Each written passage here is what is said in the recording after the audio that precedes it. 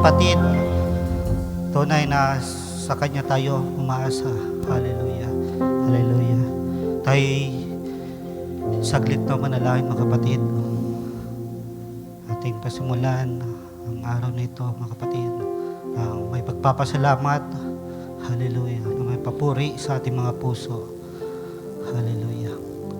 Dakilang Diyos sa aming Ama, tunay na kami ay pinagpala mo buhat pa ng pasimula, Panginoon. Kami tawagin.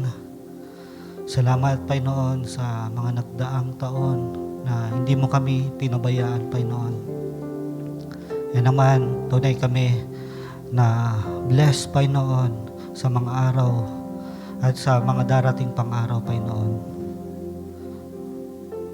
Nawa, Panginoon, ang pasalamat na ito, Panginoon, ay mabot sa iyo ang aming dalangin, ang aming pananampalataya sa iyong salita.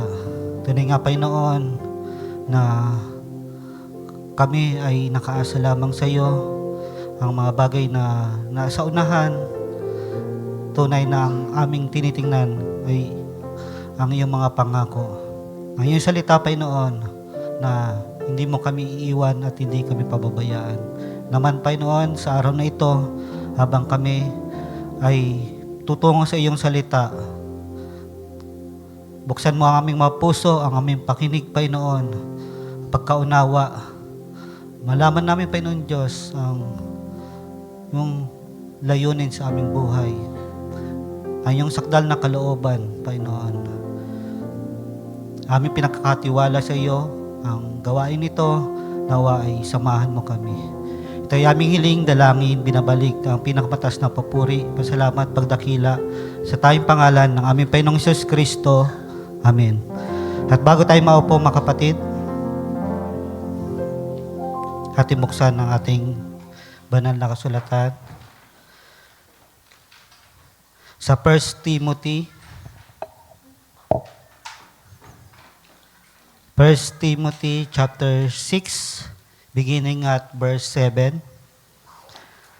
1 Timothy chapter 6, verse 7. Sapagkat wala tayong dinalang anuman sa sanlibutan at wala rin naman tayong mailalabas na anuman. Ngunit kung tayo may pagkain at panamit, ay masisiyahan na tayo doon. Tatapwat ang mga nagsisipagnasang yumaman ay nangahuhulog sa tukso at sa silo at sa maraming mga pitang hangal at nakasasama na siyang naglulubog sa mga tao sa kapahamakan at kamatayan. Ang Diyos ang magpala ng kanyang salita, sabihin natin amen. At tayo makakaupo na mga kapatid. Isang pinagpalang umaga sa bawat isa, isang magandang araw, pagpapasimula sa taong ito mga kapatid. Tunay mga kapatid na ito ang unang linggo ng taong ito at sa pagpapasimula ng bagong taon, maraming tao mga kapatid ang babalik tanaw sa nakaraang taon, gumagawa ng mga plano, nagsiset ng goals at resolution. At may mga tao ay mga nagtatanong, mga kapatid, ano ang mangyayari sa taong ito? Ano ang dapat kong paghandaan?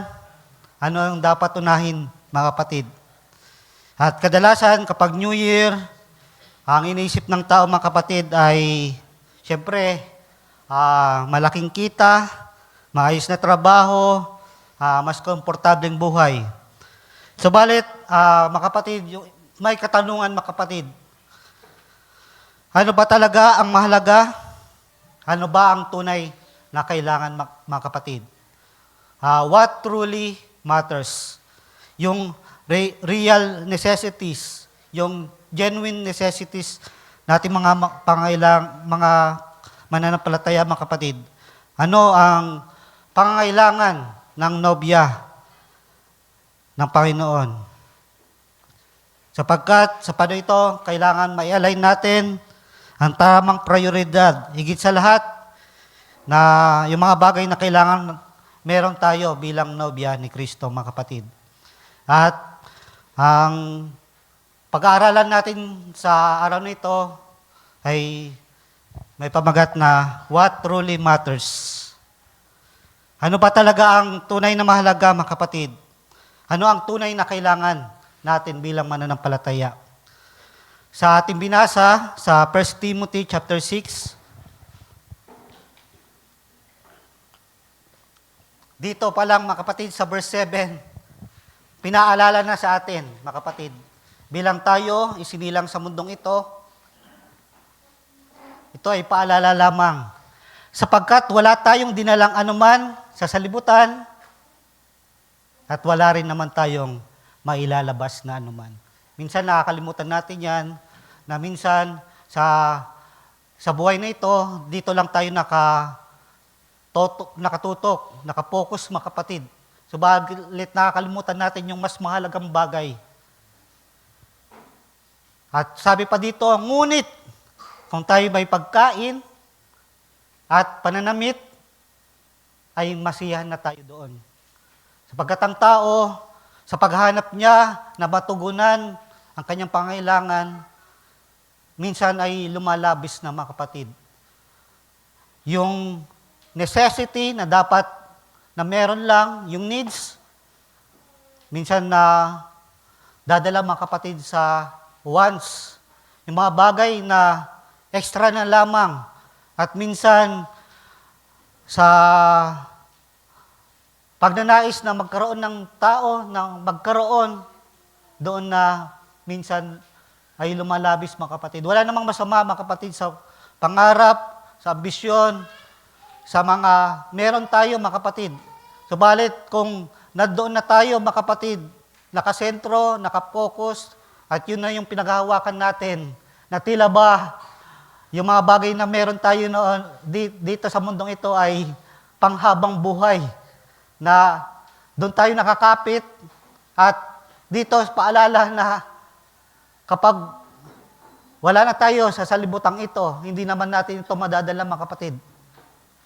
At sabi pa dito sa verse 9, datapwat ang mga nagsisipag nasang yumaman ay nangahuhulog sa tukso at sa silo at sa maraming pitang hangal at nakakasama. At siyang naglulubog sa mga tao, naghahantong sa tao sa kapahamakan at kamatayan. At dito sa sunod na slide sa Isaiah, mga kapatid, tingnan natin na bilang mananampalataya, tayo ay ibinukod, mga kapatid. Hindi tayo kaisa sa libutan na ito, kaya hindi tayo nabubuhay na talagang naaayon sa kung anong gawain ng salibutan, mga kapatid. Kaya ito ang paalala, ikaw ay parito, bayan ko. Sabi ng Panginoon, bilang tipo at larawan ng bayan ng Israel, tayo mga mananampalataya, mga kapatid, tayo ay tinawag, mga kapatid. Ikaw ay parito, bayan ko. At pinagsabi dito, pumasok ka sa iyong silid at isara mo ang iyong pintuan sa palibot mo. Tayo ay binukod, mga kapatid. Tayo ay tinawag, pumasok sa mga silid, into thy chambers, at isara ang pinto. Magkubli kang sandali. Magtago ka. At sabi diyan, sandali. Hindi yan matagal na panahon, kundi sinabi diyan, magkubli kang sandali. Hanggang sa ang galit ay makalampas. Sapagkat tunay na maraming bagay ang nangyayari dito sa libutan, sa kasamaan ng tao, nandyan ang galit ng Panginoon, mga kapatid. Sa pasimula, sa panahon pa ng magkasala ang tao, hanggang sa babasa natin, mga kapatid, na kasalanan sa Sodoma at Gomora hanggang sa palala ng palala ang kalagayan ng sanlibutan, mga kapatid, nandoon ang galit ng Panginoon, mga kapatid. Sapagkat narito, ang Panginoon ay lumalabas mula sa kanyang dako upang parusahan ang mga nananahan sa lupa dahil sa kanilang kasamaan. At tayo bilang mananampalataya, tayo bilang pinili at tinirang, tayo ay ikinubli, ibinukod, mga kapatid. Pumasok sa mga silid, isara ang pintuan, at magkubli ng sandali, mga kapatid. At yun ang nangyayari sa atin ngayon, mga kapatid. Tayo ay nandito sa bahay panambahan, mga kapatid, upang itago. Wala tayo ngayon sa mga oras na ito sa gawain ng sanlibutan. Tayo ay binukod, mga kapatid, upang kumain ng kanyang mga salita, mga kapatid. Ang shelter, at alam natin may tatlong pangunahing pangangailangan ng tao. Ang shelter, ang food, mga kapatid, at ang clothing. Mamaya, isa-isay natin yan, mga kapatid. Sapagkat kung meron tayong basic needs sa natural, meron tayong basic needs sa spiritual, mga kapatid. At dito, tingnan natin yung verse 20, mga kapatid. Ikaw ay parito, bayan ko. Come, my people. Hindi sinabi, come everyone. Hindi sinabi na, lumapit kayo, lahat ng mga tao. Subalit sabi dito, ikaw ay parito, bayan ko. Yan ay tumutukoy sa mga pinili at hinirang lamang, mga kapatid. Tayo ay nakabukod. Enter thou into thy chambers. Mamaya, ano ba yung shelter na tinutukoy dito, mga kapatid? Hindi yan yung mga bahay, mga kapatid, na kung saan ginawa ng tao na nagtatayugan, naglalakihang bahay para doon maproteksyonan. Nagpapagawa ang mga mayayaman ng malalaking bahay para doon magtago, mga kapatid. May mga mayayaman ngayon na gumagawa ng mga shelter na nasa ilalim ng lupa, mga kapatid, sa tunnel o mga bagay na kapag daw ay magkaroon ng World War III ay doon sila pupunta. Subalit tayo, pinapunta tayo, enter thou into thy chambers and shut thy doors, hide thyself as it for a little moment. Little moment lang yan, mga kapatid. Sapagkat darating ang galit ng Panginoon at alam naman natin na kapag ang galit ng Panginoon ay lubusan na, mga kapatid, hindi naman talaga dito tayo pipirme, mga kapatid. Tayo ay iipunin ng ating Panginoon, mga kapatid, para hindi natin maranasan ang galit ng Panginoon, mga kapatid, until the indignation be overpassed. Hanggang sa ang galit ay makalampas, mga kapatid. At dito, sa sunod na slide, sapagkat tunay nga sabi ko, ang mga tao ngayon, sa pasimula, may kanya-kanyang resolution, nagsiset ng goals. Sa pasimula ng bagong taon, may kanya-kanya silang financial goals, career goals, personal goals. Pero saan nakalista ang Diyos sa goals na yan? Saan ba ang Diyos sa kanilang buhay? Nakasama ba doon sa listahan na yon, mga kapatid? Doon ang worry ng mga tao, ano ba ang mangyayari sa unahan? At dito sa Matthew chapter 6 verse 25, pinaalala ng Panginoon, kaya nga sinasabi ko sa inyo, huwag kayong mga balisa sa inyong pamumuhay. Kung ano baga ang iyong kakanin, sinabi ko sa inyo, mga kapatid, yung basic needs na kailangan ng tao. At dito binanggit ng ating Panginoong Hesus na huwag kayong mga balisa sa inyong pamumuhay kung ano baga ang iyong kakanin o kung ano ang iyong iinumin. Kahit sa inyong katawan, ano ang inyong daramtin. Yan yung mga basic needs ng tao, mga kapatid. Hindi baga mahigit ang buhay kaysa pagkain at ang katawan kaysa pananamit. Sa pagiging focus ng mga tao sa mga basic needs ay tila ba sa katawan ito, mga kapatid, may napapalampas na higit na kailangan ng tao. What truly matters, mga kapatid, yung real, yung totoong necessity na kailangan ng tao, mga kapatid. Sapagkat minsan, nakatuon lang tayo sa katawang ito, mga kapatid. Ano yung kakainin natin, ano yung pananamit, ano yung titirhan. Subalit, ito yung paalala, huwag tayong mabalisa dito, mga kapatid. At ang Panginoon ay nagbigay na example. Sa sunod na slide, masdan ninyo ang mga ibon sa langit, na hindi sila naghasik, ni nagsisigapas, ni nagtitipon ng mga bangan.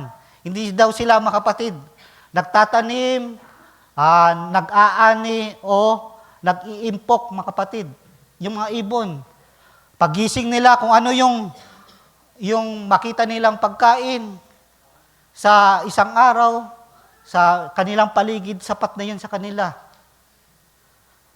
At dito pinakita ng Panginoon, hindi baga lalong higit ang halaga ninyo kaysa kanila.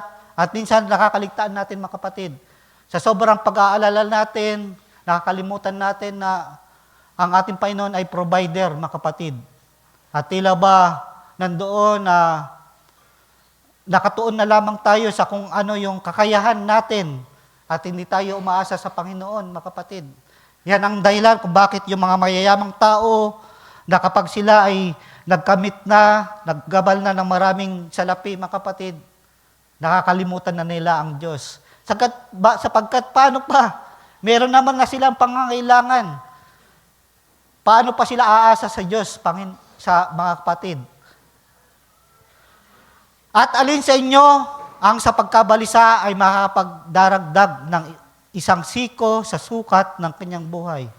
Dahil sa worriness, mga kapatid, minsan, tila ba nahirapan na tayo matulog, dahil sa pag-aalala, ano ang sa araw ng bukas.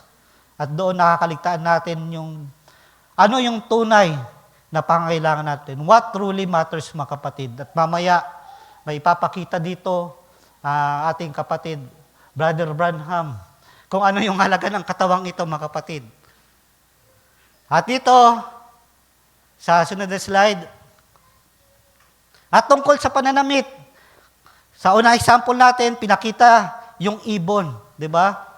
Hindi sila nagtatanim, hindi sila nag-aani o nag-iimpok.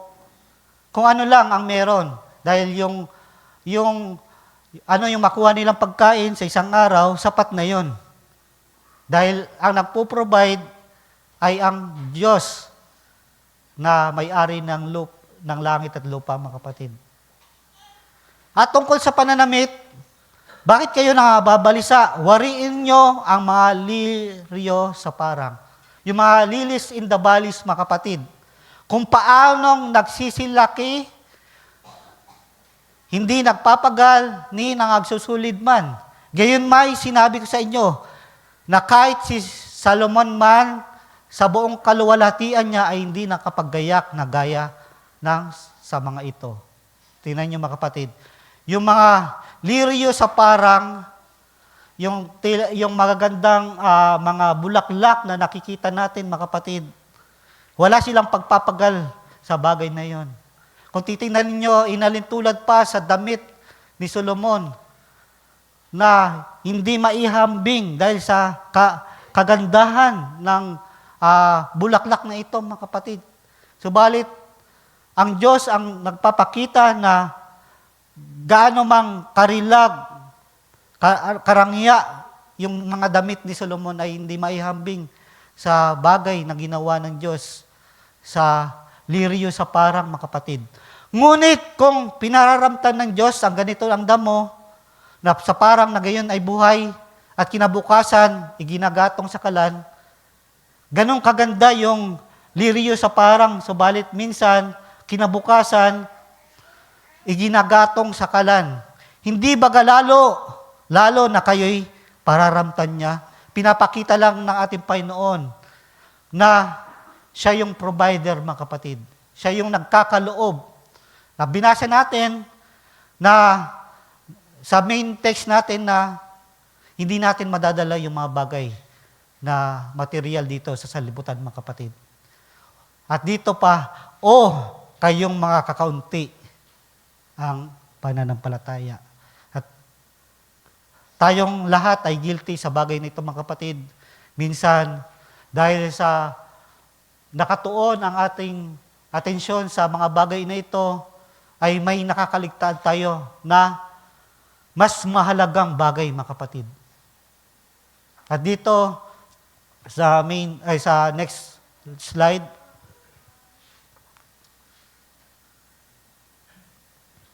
at pinakamagandang example, mga kapatid, ay ang buhay mismo ng ating Panginoong Hesus. Nang siya ay namuhay dito, mga kapatid, ano ang kalagayan ng ating Panginoon? May isang araw, lumapit ang isang eskriba at sa kanya ay nagsabi, Guro, susunod ako sa saan ka man pumaroon. Subalit, ano sabi ng Panginoon? At sinabi sa kanya ni Jesus, may mga lungga ang mga sora, yung mga paxes daw, ay may tirahan, may lungga. At may mga pugad ang mga ibon sa langit. Datapwat ang anak ng tao ay walang kahiligan ang kanyang ulo. Tingnan niyo. Maging man yung tulugan ng ating Panginoon, maging man yung unan, mga kapatid, ay wala siyang maayos na unan, mga kapatid, na kahiligan ng kanyang ulo. Wala siyang sariling kabayo, mga kapatid, para sa kanyang ministeryo, mga kapatid. Wala siyang sariling bangka para tumawid sa kabilang ibayo. Mga kapatid, nanghihiram lang siya, mga kapatid. Dito pinakita na ang Panginoon ay hindi nakatuon sa mga material na bagay nung nandito siya, mga kapatid. Wala siyang anumang mga ari-arian. Nanghihiram lang siya, mga kapatid, ng asno, ng bangka, mga kapatid. Dito pinapakita na hindi doon ang focus nung nandito siya sa lupa, mga kapatid, kundi yung gawin ang kalooban ng Ama, mga kapatid. At dito sa sunod slide, dito na pinapakita, mga kapatid. Tingnan niyo yung illustration na ipinakita ni Brother Branham dito. Sa pangaral niya na Unchangeable Word of God, tingnan niyo, napakaganda ng illustration dito. Sabi niya, I was passing through a museum not long ago. Pumunta siya sa isang museo at may nakita siya na estimation, mga kapatid. Kumbaga, yun ay and they had the estimation of a man's body laying there. Baka ito ay manikin o kung ano man, basta pinapakita na ito yon. Ito ay katawan ng tao. And they had the estimation of a man's body laying there. And it was just about enough whitewash to sprinkle a hen's nest. Dila ba parang abo na siya? O kaya, yung katawan na yon ay parang sprinkle, whitewash na parang isinaboy na lamang doon sa pugad in the hen's nest. And the man weighs 150 pounds. Yung katawan na yon ay tumitimbang ng 150 pounds. And just about enough calcium and potash. Sa katawan natin daw, mayroong calcium yan. May potassium yan. At doon, inipon yon. At ano yung halaga ng elements o minerals na meron sa katawan ng tao? At inipon yon. At ano yung halaga ng bagay na yon? Sapagkat yung mga bagay dito, sinusukat yan sa yung mga elements, sinusukat yan kung ano yung halaga. Yung ginto, yung tanso, silver, yung bronze, may kanya-kanya yung worth, mga kapatid. At dito daw, yung sa tao, yung kinuha yung calcium and potassium. Ano yung estimated amount na meron, yung worth na nakuha dito, mga kapatid, sa tao, katawan ng tao. Anyhow, estimated altogether, a man weighing 150 pounds, you know how much he's worth? 84 cents, mga kapatid. Yun lang yung halaga. Hindi man lang ng $1. 84 na sentimo, mga kapatid. Yun yung halaga ng katawan ng tao. Kung titingnan, mga kapatid, sa illustration, pinakita ni Brother Branham. Sa sunod na slide, 84 cents, mga kapatid. And you'll put a $20 hat doon daw sa 84 cents na halaga ng katawang ng tao para mas lumaki yung halaga noon. Ano ang gagawin ng tao? Yung $20 na sombrero, ilalagay niya, 84 cents, doon sa 84 cents na katawan. A $500 coat, isusuot niya doon sa katawan. Yung coat, nagkakalaga ng $500. Pero yung katawan, 84 cents. Tingnan ninyo yung illustration na pinapakita ng ating kapatid dito. At dahil sa pagmamataas ng tao, tinataas niya yung ulo niya, dahil mayroon na siyang, dahil sa halaga ng mga meron sa katawan niya, yung mga kasuotan niya, nagmamalaki na siya, itinataas niya yung kanyang ulo. At dito, turn your nose up in the air and it would rain, it would drown. Trying you think you're somebody. When you're not, you're nothing but 84 cents. That's all, mga kapatid. Tingnan niyo yung illustration dito. 84 cents yung katawan ng tao, yung worth, mga kapatid. Kung susumahin, yung calcium and potassium, yung elements na meron dito sa katawan, mga kapatid. Kaya nga may nag-uusap, habang sinasabi ito ni Brother Branham, nag-uusap yung magkaibigan. Them boy standing there, look at that. Nagtiningin nga sila, ganun lang pala kaliit ang halaga natin. One look at the other one said, Jack, we're not worth very much, are we? Yun lang pala yung halaga natin, kakaunti lang. 84 cents. Pero ano yung pahabol ng ating kapatid? I said, wait a minute, boys. You've got a soul in there that's worth 10,000 worlds. Tingnan ninyo, mga kapatid. Teka lang. Yung katawan, yung 84 cents. Pero yung kaluluwa mo, yung soul mo, ang halaga niyan ay 10,000 worlds, mga kapatid. At yun ang dapat nating bigyan ng halaga. Hindi yung katawang ito, na kung sa illustration ay 84 cents. At may mahalaga pa pala, mga kapatid, na worth 10,000 worlds. At yun yung kaluluwa natin, yung souls natin, mga kapatid. At yan ang nawawalang bahala ng mga tao, mga kapatid. That's right. Yan ang sabi sa illustration. Kung mumuni-munihin natin to, mga kapatid. Di ba, bumibili tayo ng mga kasuotan, mamahaling kasuotan, mga pagkain na masasarap para masatisfy ang katawang ito, malaking bahay para maging comfort ang katawang ito, mga kapatid. Subalit nakakaligtaan natin yung mas mahalaga, yung soul, mga kapatid. Kung may natural na pangangailangan, mamaya titingnan natin, isa-isa natin yung spiritual na pangangailangan ng tao, mga kapatid. At dito, next slide. Dito sa Mark chapter 8, verse 36, sapagkat ano ang mapapakinabangan ng tao? Ito ay paalala ng Panginoong Hesus. Na makamtan ang buong sanlibutan at mapahamak ang kanyang buhay. Yung buhay na tinutukoy dyan ay soul, mga kapatid, yung kaluluwa. Makamtan man ng isang tao ang lahat ng kayamanan sa sanlibutan, mga kapatid. Ngunit mapapahamak ang kanyang buhay. Ano yung pakinabang dito? Sapagkat anong ibibigay ng tao na katumbas sa kanyang buhay? Ano yung ipagpapalit mo? What shall a man give in exchange for his soul, mga kapatid? Anong maitutumbas dito?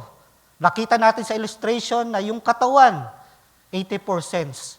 Pero, yung soul, 10,000 worlds, mga kapatid.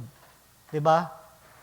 Ang tao, nakatingin, mga kapatid, sa ano yung pangangailangan ng katawang ito. Ngunit hindi nakatingin sa pangangailangan ng kaluluwa, mga kapatid. At dito, sinabi ng ating Panginoon, ano ang maitutumbas, katumbas ng isang buhay.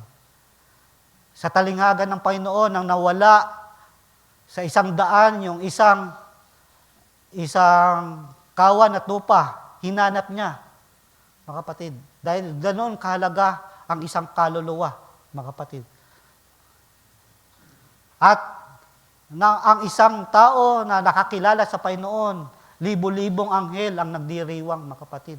Ganon kahalaga ang kaluluwa ng isang tao. Kaya napakalaga na bilang mananampalataya ay tayo makaakay na kahit isa kaluluwa, mga kapatid. Dahil ganon ang kahalaga, ang worth ng isang soul, mga kapatid. At dito, next slide. At dito, datapwat sumagot ang Panginoon at sinabi, dito, there is one thing is needful, mga kapatid. Ano yung bagay na yon? Ang mga tao ay nakatingin sa maraming bagay, mga kapatid. Dito, pinakita ng ating Panginoon, ano ba talaga yung tunay na mahalaga, mga kapatid? Nung kausap ng ating Panginoon, nang pumunta ating Panginoong Hesus sa bahay nila Maria at Marta, mga kapatid, dito makikita natin kung ano yung tunay na mahalaga. Luke chapter 10 verse 41, datapwat sumagot ang Panginoon at sinabi sa kanya, Marta, Marta, naliligalig ka at nababagabag ka tungkol sa maraming bagay. One thing is needful, mga kapatid. Ito ang sabi ng Panginoon, datapwat isang bagay ang kinakailangan. Hindi sinabi ng ating Panginoon, maraming bagay ang kailangan. One thing is needful.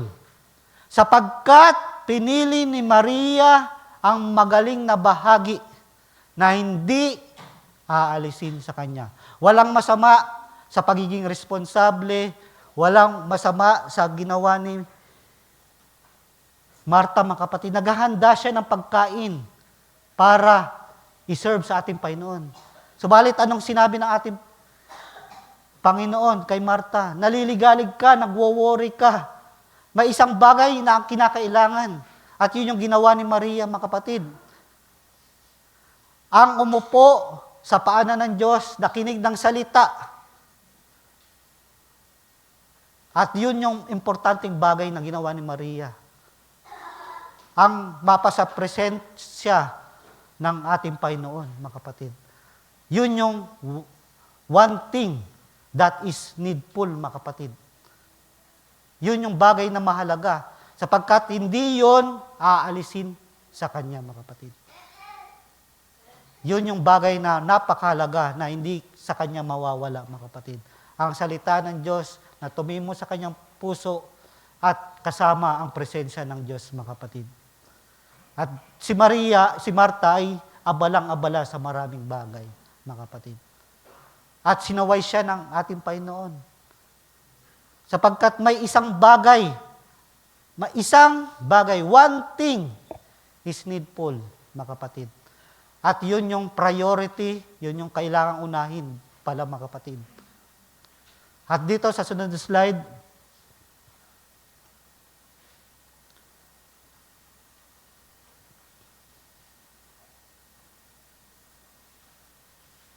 alam na natin ang verse na ito, marahil iba, gasgas na, minsan ayaw na. Parang naiirita na pakinggan ng Matthew 6 verse 33, mga kapatid. Subalit, gaano kabisado natin to, minsan yun yung talaga nakakalimutan natin, mga kapatid. Ano yung one thing is needful, mga kapatid? Datapwat, hanapin muna ninyo ang kanyang kaharian. Seek ye first the kingdom of God and His righteousness, at ang kanyang katwiran. At lahat ng mga bagay na ito ay pawang idaragtag sa inyo. Yung priority, yung unahin, hanapin ang kanyang kaharian, mga kapatid. Ang kanyang salita, unahin ang gawain, mga kapatid. Hindi pangalawa, hindi yung susunod, o kung hindi kung mayroong oras lang. Subalit, unahin muna, sapagkat yung mga talagang tinitingnan ng mga tao sa salibutan, idaragdag na lamang ito kapag inuna ang kalooban ng Diyos, mga kapatid. At dito, maraming tao ang nabibigo, mga kapatid.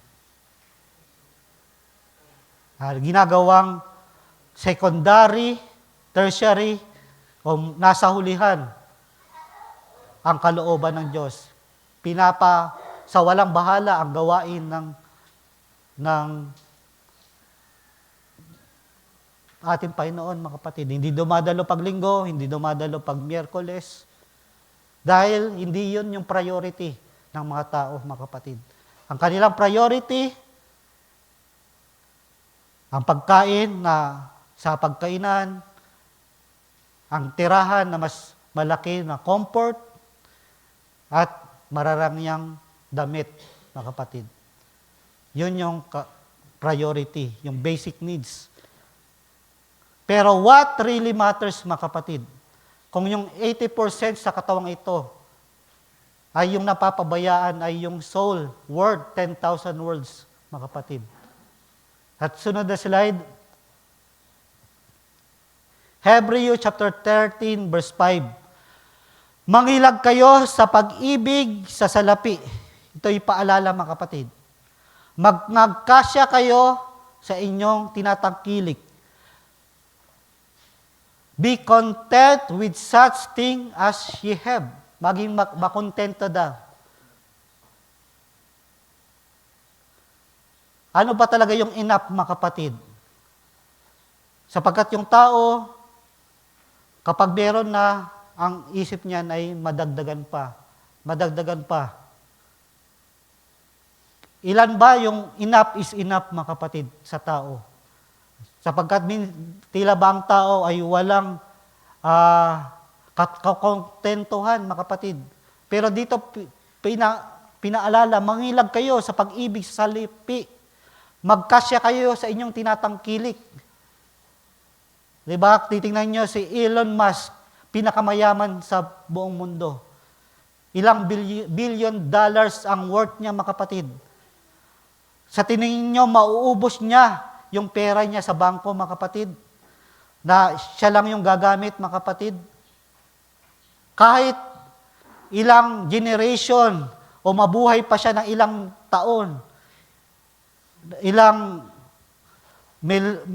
ilang daang taon, mga kapatid, hindi niya maubos yung perang yon.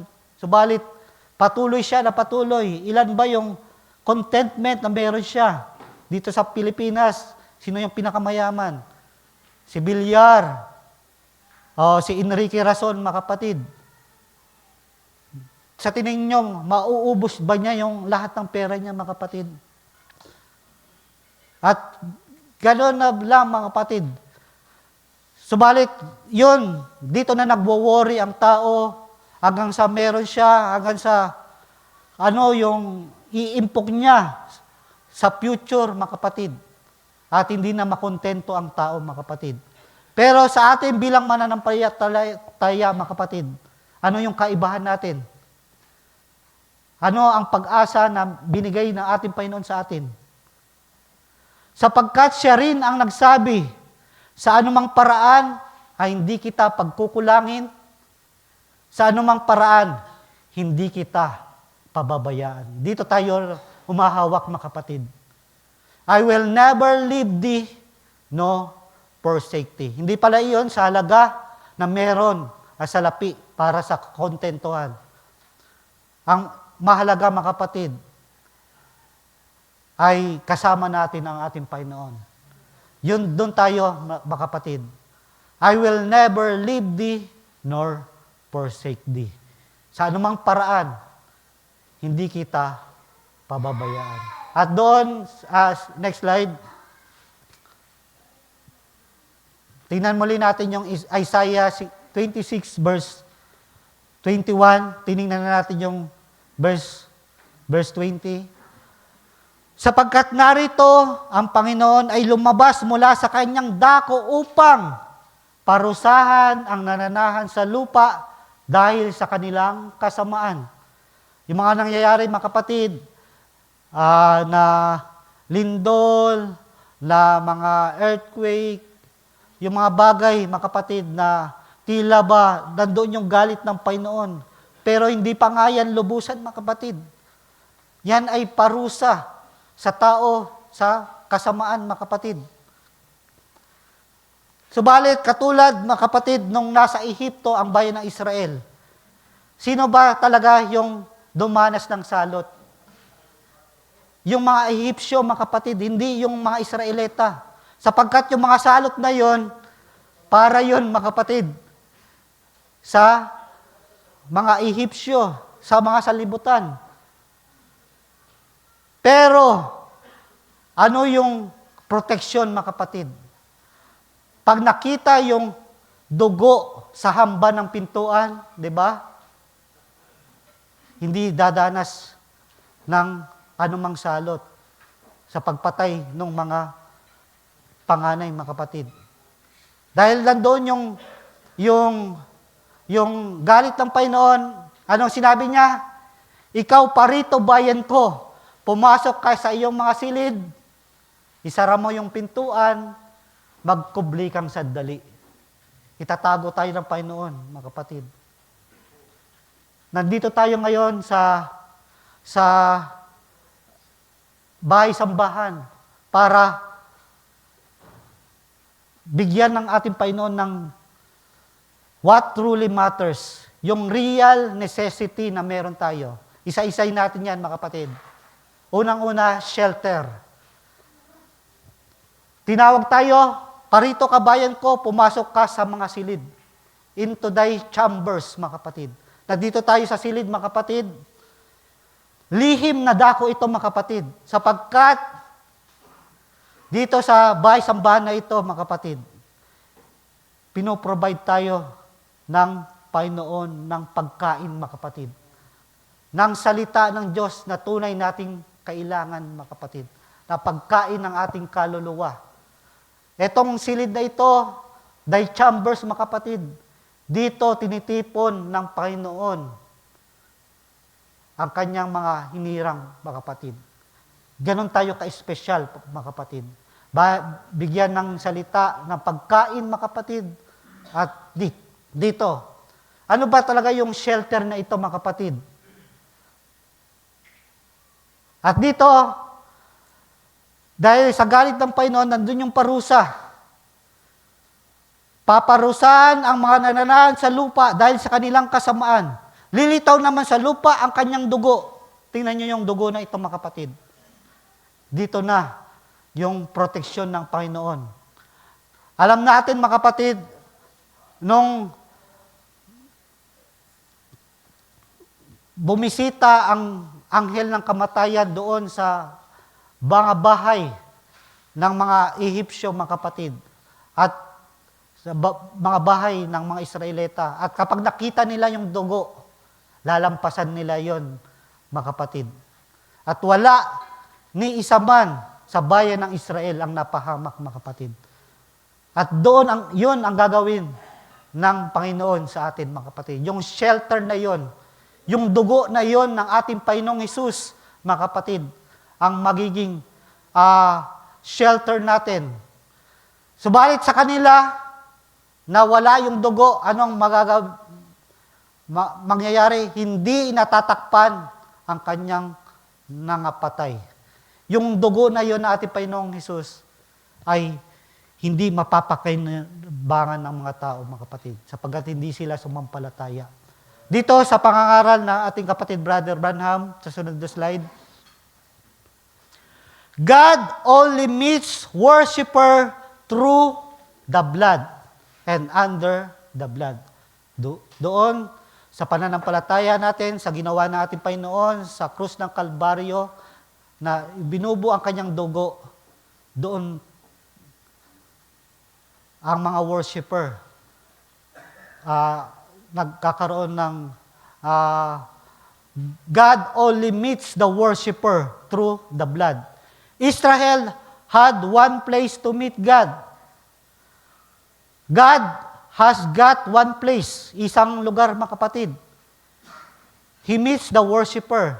Hindi yan not at the Methodist, not on the Baptist, not on Pentecostal. He meets them under the blood, sa dugo ng ating Panginoon. That's the only provided place God has. Iyon yung dugo ng ating Panginoon, mga kapatid. Ito yung shelter na tunay na kailangan natin, mga kapatid. Not in the organization, not in a union, but in the blood is where Jesus Christ meets His worshiper. Kaya dito, when I see the blood, that's God's provided way. Sa dugo ng ating Panginoon, na ating sinampalatayanan, yun dito sa lugar na ito, mga kapatid. Dito sa bahay-sambahan na ito, mga kapatid, nandito yung proteksyon sa galit ng Diyos sa mga tao. At hindi natin mararanasan yung galit na yon. Tayo ay ikinubli, tinago ng sandali, mga kapatid, para hindi maranasan. At alam natin na darating ang panahon, mga kapatid, tayo ay aagawin, mga kapatid, habang kapag tayo ay naagaw na, doon na, ang galit ng Panginoon ay ibubuhos sa sanlibutan, mga kapatid. At ganon tayo kahalaga, mga kapatid. At dito, sa sunod na slide, una, shelter, at ngayon naman, pagkain, mga kapatid. Na ating Panginoon ay tinukso ng dyablo, mga kapatid, at ang manunukso ay dumating at nagsabi sa kanya, kung ikaw ang anak ng Diyos, ay ipag-utos mo na ang mga batong ito ay maging mga tinapay. Anong sabi ng Panginoon? Datapwat siya'y sumagot at sinabi, nasusulat, hindi sa tinapay lamang mabubuhay ang tao, kundi sa bawat salitang lumalabas sa bibig ng Diyos, mga kapatid. Diba? Maraming tao ang nagkasya na lamang para pakainin ang katawang ito, na worth 84 cents, mga kapatid. Pero yung soul na worth 10,000 words, hindi nila. At sila ay pinagbawalang bahala ito, mga kapatid. Sapagkat ang tunay, what really matters, mga kapatid, ay ang pagkain ng kaluluwang ito, mga kapatid.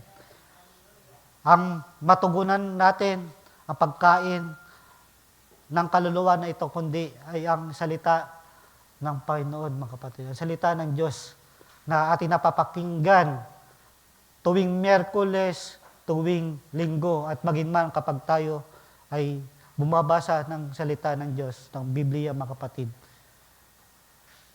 Meron na tayong shelter, meron na tayong pagkain, mga kapatid. Next slide. Dito sa Matthew chapter 24, verse 45,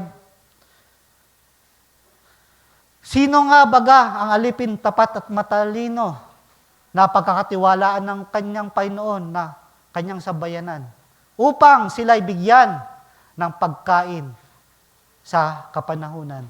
Give them meat in due season, spiritual food in due season. Yan ang kailangan natin, mga kapatid. Yung pagkain na napapanahon. Kaya nga tayo, mga kapatid, sino yung pinagkatiwalaan, mga kapatid? Alam natin na ang Panginoong Diyos ay nangungusap sa pamamagitan ng kanyang propeta. At sa bawat kapanahunan ay nagsugo ng mga messenger, mga kapatid. At doon tayo kahalaga, mga kapatid. Diba? Sino baga ang aliping tapat at matalino na pinagkatiwalaan para bigyan ng pagkain ang kanyang bayan ng meat in due season. Diba? Ganun tayo kaimportante. Yung mensahe na tinanggap natin sa huling kapanahunan, mga kapatid. Upang tayo busugin ng salita ng Diyos, mga kapatid, na pagkain ng ating kaluluwa. At doon sa talinghaga ng ating Panginoon, tumingin na tayo sa raiment. At kulang na ako ng oras, mga kapatid. Sunod na slide. Sa isang talinghaga ng ating Panginoon, nung nakaraan ay pinangusap ng ating pastor about sa kasalan, mga kapatid. At dito, titingnan natin yung about sa kasuotan, mga kapatid. Matthew chapter 22, verse 2. Tulad ang kaharian ng langit sa isang hari na naghanda ng piging ng kasalan ng kanyang anak na lalaki. Verse 3, at sinugo ang kanyang maalipin upang tawagin ang mga inanyayahan sa piging ng kasalan at sila'y ayaw magsidalo. Diba? Nandun na may mga tinawag upang dumalo ng kasal. Subalit, marami sa mga inanyayahan ang ayaw magsidalo, mga kapatid. At yan yung kalagayan ng maraming tao sa ngayon, mga kapatid. Dahil sa kaabalahan, dahil sa mga bagay na prioridad, yung paanyaya ng Panginoon na magsilapit upang kumain ng talagang pagkain na kailangan ng tao, mga kapatid. Subalit, hindi sila dumalo. Muling nagsugo siya sa ibang mga alipin at sinabi, sabihin ninyo sa mga inanyahan, narito, ihanda ko ang aking piging, pinaytay ko ang mga baka at mga hayop na matataba, at ang lahat ng mga bagay inahanda na. Yun, lahat nakahanda na. Inahanda na ng ating Panginoon yung tunay na spiritual food natin, spiritual shelter, at spiritual clothing. Lahat ay nakahanda na, mga kapatid. Magsiparito kayo sa piging ng kasalan. Next slide. Datapwat hindi nila pinansin at sila'y nagsiyaon sa kanilang lakad. Yan ang kondisyon ng maraming tao, mga kapatid. Ang isa'y kanilang sariling bukid sa pagkakabalahan, ang isa'y sa kanilang mga kalakal, yung mga merchant. May kanya-kanyang pinagkaabalan, kaya hindi nagsiyaon doon sa kasalan. At dito na, mga kapatid, at ang ginawa pa nila, hinawakan ng mga ibang kanilang malipin at sila'y dinuhagi at pinagpatay. At dito na, sa main text natin doon yung galit ng Panginoon. At dito din, nagalit sa talinghaga. Datapwat ang hari ay nagalit. At sinugo ang kanyang mahukbo at pinuksa ang mga mamamatay taong iyon at sinunog ang kanilang bayan. Diba? Sapagkat dito hahantong, mga kapatid, yung mas priority, mga kapatid, ang mga bagay dito sa mundo. Inanyayahan na sila, subalit dahil sa business, mga kapatid. At dahil dito nagalit ang hari, nagalit ang Diyos, mga kapatid. Doon sa main text natin, mga kapatid, habang galit ang Diyos, mga kapatid, tayo ay ikinubli, mga kapatid. At dito, last verse natin sa ating pagtatapos, susunod pa pala, datapwat pagpasok ng hari upang tingnan ang mga panauhin ay doon. Nakita niya ang isang tao na hindi nararamtan ng damit kasalan. Tingnan ninyo. Meron tayong spiritual food, spiritual shelter, spiritual clothing, mga kapatid. At nang makita na ang isang tao ay hindi nararamtan ng damit kasalan. At sinabi niya sa kanya, kaibigan, ano't pumasok ka rito na walang damit kasalan? At siya'y naumid. Speechless siya, hindi siya makasagot. Wala siyang damit kasalan, sapagkat kailangan tayo ay inahanda ng Panginoon upang magdamit ng walang kulubot, mga kapatid. Walang bahid naman siya, mga kapatid. Yung damit na ito na righteousness na kailangan meron tayo, tayo ay inahanda na ng ating Panginoon, mga kapatid, para dumalo sa kasalan. Subalit nung may makita na hindi nakadamit kasalan, anong ginawa sa kanya? Nang magkagayoy sinabi ng hari sa naglilingkod, gapusin nyo ang mga paa at mga kamay niya at itapon nyo siya sa kadiliman sa labas. Diyan nga ang pagtangis at pangangalit ng mga ngipin. Next slide. Last 2 verse, mga kapatid, sa ating pagtatapos. Revelation chapter 19, verse 7. Tayo'y mga galak at tayo'y mga agsayang mainam at siya'y ating luwalhatiin sapagkat dumating ang pagkakasal ng kordero. Diyan tayo nakahanda, mga kapatid. The marriage of the Lamb is come. At ang kanyang asawa ay nahahanda na. Tayo ay naghahanda, mga kapatid. And his wife, his bride, hath made herself ready, mga kapatid. Yan ang kasuotan na meron kailangan tayo, mga kapatid. Verse 8, last verse. At kanya'y ipinagkaloob na damtan ang kanyang sarili ng mahalagang lino, makintab, at tunay. Sapagkat ang mahalagang lino, yung kasuotan na tinutukoy dito, ay siyang mga matuwid na gawa ng mga banal. Is the righteousness of saints. At sa ating pagtatapos, mga kapatid, what truly matters, mga kapatid? Yung illustration na pinakita ng ating kapatid, Brother Branham, na ang katawang ito is worth 80%. Pero sa loob nito, what truly matters, mga kapatid? Yung soul natin na worth 10,000 words, mga kapatid. At yun, sa tingin ko, ang kailangang binibigyan natin ng pansin, mga kapatid. Ang pangailangan ng kaluluwang ito. The spiritual food, the spiritual clothing, spiritual shelter na pinagkaloob ng ating Panginoon. Alam natin, sa kasalan, sa handaan, mga kapatid, ang hindi nakapanamit ng damit kasalan ay hindi tatanggapin, mga kapatid. At tayo tumayo, mga kapatid. At nawa, nakita natin yung what really matters sa pasimula ng 2026. Yung mas tinitingnan ba natin yung mga pangailangan natin, mga kapatid, na natural, na alam naman natin na mawawala ito at hindi ito permanente, mga kapatid. At kailangan ituon natin ang mga bagay na pangwalang hanggan, mga kapatid. Hallelujah.